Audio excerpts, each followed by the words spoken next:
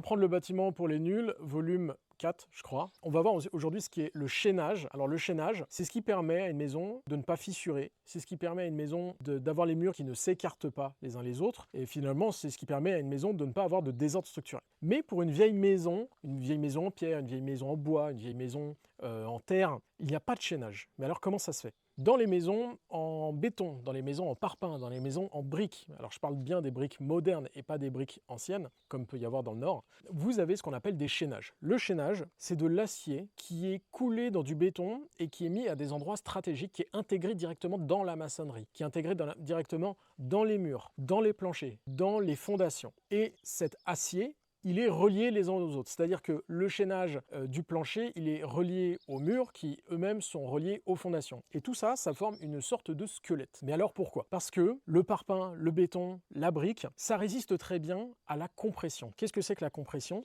C'est, par exemple, votre première rangée de parpaing ou de briques qui est tout en bas, va très bien résister au poids que fait l'intégralité des parpaings et des briques au-dessus d'elle. Tout ce poids-là, ça appuie sur le parpaing, c'est de la compression. Et la maçonnerie, donc les bétons, le parpaing, les briques, etc., ça résiste mal aux autres forces qui sont la traction et le cisaillement. Et puisque votre sol, il va bouger au fur et à mesure des saisons, au fur et à mesure de sa teneur en eau, c'est là justement, en bougeant, qu'il va y avoir ces forces de cisaillement, de traction. Et c'est pour ça donc qu'on a mis de l'acier dans la maçonnerie, parce que l'acier résiste bien à ces forces. Voilà, donc ce qu'il faut retenir, c'est que le chaînage, c'est vraiment un mélange d'acier et de maçonnerie pour que ça résiste bien à la traction, au cisaillement et à la compression.